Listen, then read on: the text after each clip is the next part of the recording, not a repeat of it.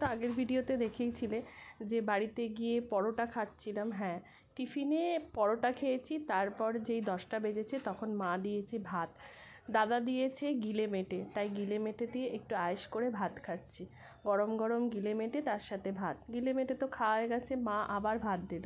সারা সপ্তাহ না, সারা মাস আমি ডাইটিং করি, অল্প খাই, কিন্তু এই মাসটা একদিন আসলে বাড়িতে তখন মনে হয় কি প্রাণ খুলে খাই। আমি কতদিন খাই না।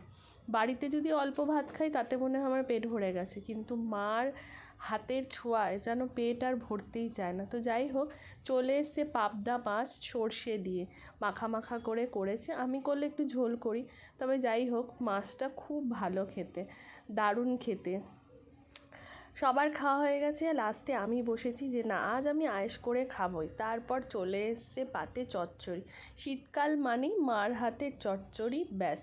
মাছটা কী মাছ তোমরা দেখে বলো তো, দেখি তোমরা কে কী গেস করতে পারো। চলো আমিই বলে দিই, এটা হচ্ছে ভোলা মাছ, ভোলা মাছের বাচ্চা।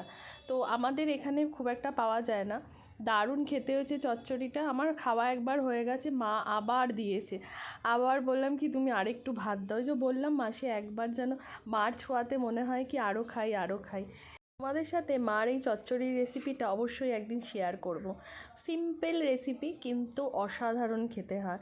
তো আমার একবার খাওয়া হয়ে গেছে, আবার মা চচ্চড়ি দিয়েছে, আবার ভাত দিয়েছে। বুঝতেই পারছো, দেখে মনে হবে আমি খেয়েছি প্রচুর, সত্যি আমি অনেক খেয়েছি।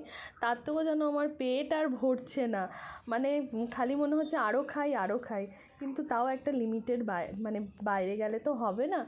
তাই এখন ভীষণভাবে মনে পড়ে যখন বিয়ের আগে মার ওপর ভীষণ চিৎকার করতাম, খুব গলা ফাটিয়ে ঝগড়া করতাম। সবাই ভাবতো কি বাবা মেয়েটা কি ঝগড়ুটে, কিন্তু মাই হয়। মা বুঝতে পারতো, মা টেনে নিয়ে আসতো, চুল ধরে হাত ধরে টেনে নিয়ে এসে খাওয়াতো, চোখের জল মুছতো।